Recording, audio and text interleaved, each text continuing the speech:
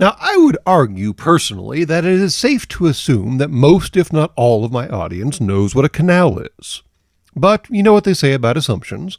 So, just to be safe, a canal is a waterway or engineered channel built for either drainage management or conveying water transport vehicles. They can be thought of as artificial rivers.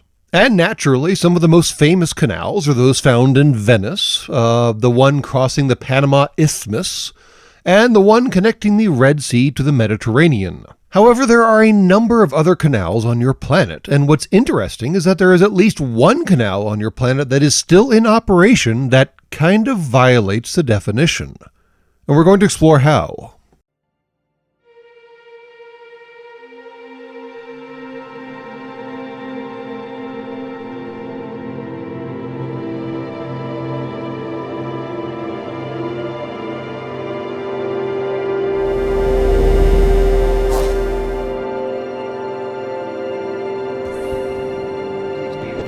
Any ship left on the dock for more than 24 hours will be compressed to a cube at the owner's expense.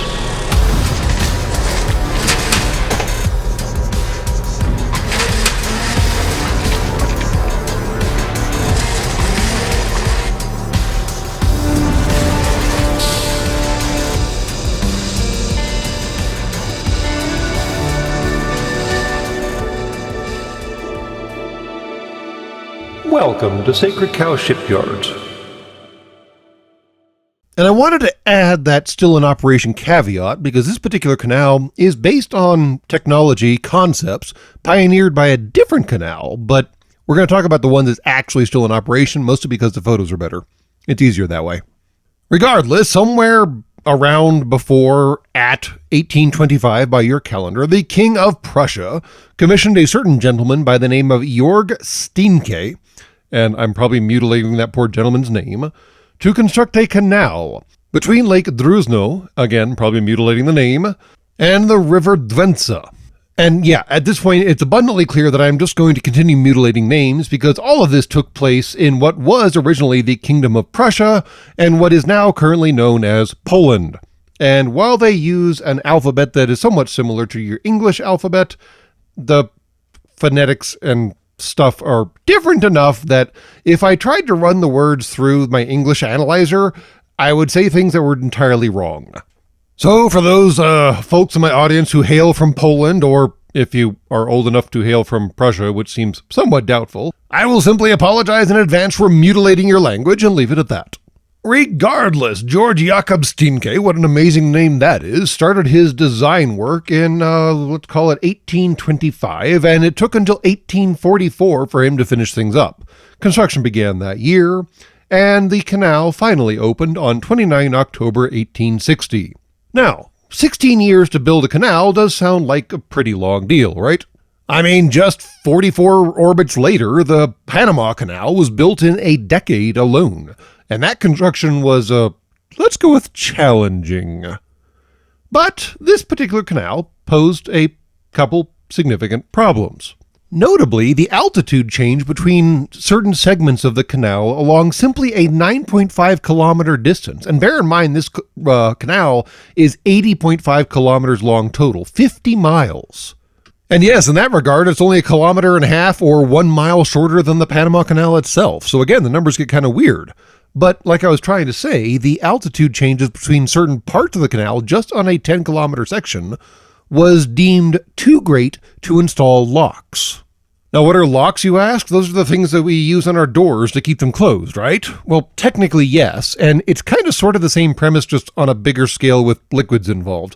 But basically, locks are airlocks, for lack of a better word, but they're water locks in this case, that allow water out one end and in on the other. And the other end, the end that you allow water in from, is the high part, and the end that you allow the water out is the low part. This is basically how you elevate ships to higher levels of, say, canals. And since I brought up the Panama Canal, it is most interesting to note that there are absolutely no pumps involved in the original locks built on the Panama Canal. The newer locks are a whole different ball of wax, but the original locks were simply gravity fed from Gatun Lake. Yes, Panama actually receives enough rainfall each year that they can simply flush water out of Gatun Lake down through the locks to allow ships to rise up to the appropriate level and then just dump it in the Atlantic and Pacific Oceans without any kind of reclamation or anything. Now, again, the new locks have changed that significantly. I'm talking about the original Miraflores locks and Gatun locks, but still, it was an amazing contraption that required significantly less industrial equipment than you might have thought it would. And those locks are still, in fact, in operation over a century later after their construction. Although, again, like I talk about, they had to get expanded because the locks were simply too small for the cargo ships that you have been trying to move between the Atlantic Ocean and the Pacific Ocean.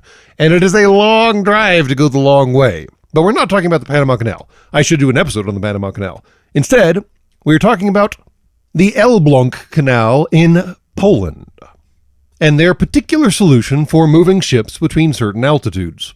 Although, I guess ship is a strong term. So let's start there. Right now, the canal only permits vessels, let's call them that are at maximum 24.48 meters long, 2.98 meters wide, and a maximum keel depth or draught of 1.1 meters. And the loads they carry cannot be any more than 50 tons, which is 49 long tons or 55 short tons, because apparently none of you can decide what a ton actually means. Although the 50 ton is TONNES, and the 49 long tons and 55 short tons are simply TONS. Because again, why not standardize? Because you can't. Regardless, since we are talking about vessels that are under 100 feet in length, these are probably more commonly referred to as boats as opposed to ships, but still. It's a canal, it has vessels going through it, let's work with that. Regardless, there were 5 separate stretches of this canal that were deemed too great of an increase in altitude, or decrease in altitude, depending on how you want to look at it, for a lock-style system. The original shortest of those had a rise of 18.83 meters and a run of 225.97 meters, and then the tallest one got up to, well, actually 2 of them, got up to 21.97 meters and a run of 262.63 meters and 263.63 meters, respectively. Now, amusingly, there were some locks built for a 5th section, but amusingly, it was shorter than the shortest section I just spoke about, and those locks were replaced with this solution that I'm about to drop on y'all. And that solution is something called an inclined plane. And no, I'm not talking about the thing with wings. I'm actually talking about that 2-dimensional flat surface. But in this specific case, there's a cable railway put on top of it. Yes, you heard that right. This, quote, canal, end quote, includes not 1, not 2, not 3, not even 4, but 5 separate railways. Possibly even 10, since there are actually up and down railways on each of these inclined planes. Let's just go with 5, though.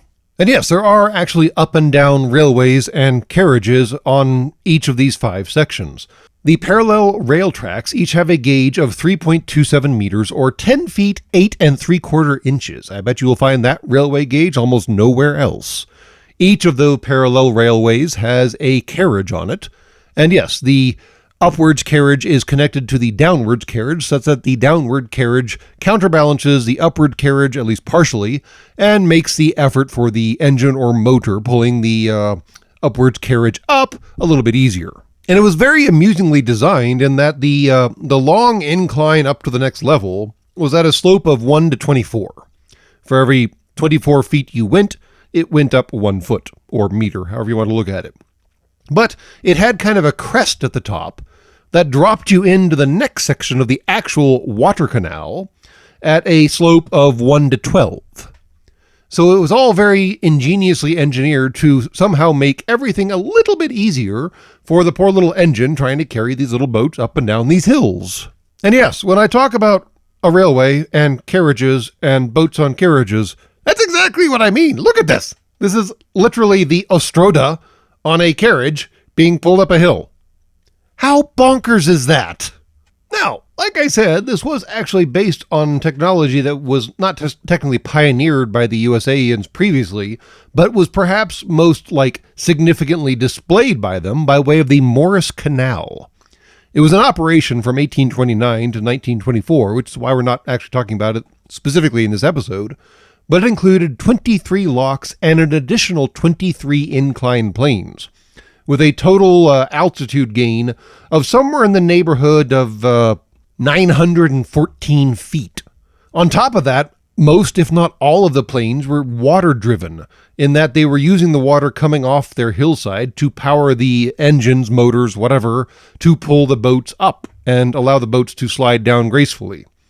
Also, the maximum boat size was significantly greater for this particular canal, mostly because it was meant to be a anthracite coal canal to move coal from, I think, around eastern Pennsylvania to somewhere around New York City-ish. I don't know.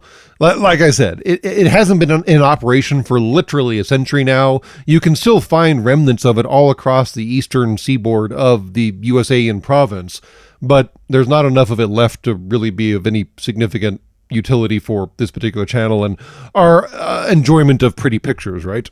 But the Elbląg Canal in Poland is still very much open and very much in operation. In fact, there appears to be a tourist company of some sort that calls the exercise "Take the Boat Through the Grass," which I think is absolutely marvelous. It brings to mind, say, like the Florida Everglades down in the southern portion of the USA and province, where you can take airboat rides through ridiculously tall grass, but there's still water underneath you, right? Well, there can be, depending on how skilled your airboat driver is, I suppose. But in this particular case, you are loading up this boat onto a little railway carriage, and it's being pulled up over grass with absolutely no water beneath it at all. Just how absolutely bonkers is that? And just how perfect of an example is this of how horrible humans are at classification? I mean, a canal is supposed to be a waterway, right? Waterways do not typically involve large sections of dry land.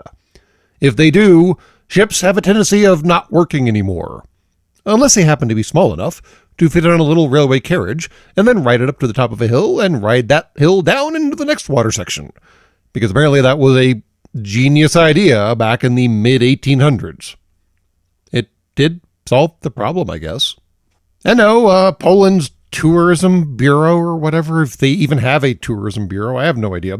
Regardless, they're not paying for this. I'd simply found this entire concept utterly fascinating and moderately horrifying and just totally bizarre, and thought y'all might appreciate it as well. So if you need another reason to visit Poland, here you go. Go visit a canal that isn't entirely a canal, or a canal that's made up of like 6 individual tiny canals? I'm not really sure. I mean, I hear Poland's a pretty cool place regardless. If nothing else, the only people they hate more than Nazis are communists, and the only people they hate more than communists are Nazis. And I mean, honestly, as a character reference, for me, that's a pretty decent one. And that's all from Sacred Cow Shipyards. Please be advised that any ship left on the docks for more than 24 hours will be compressed to a cube at the owner's expense. Have a nice day.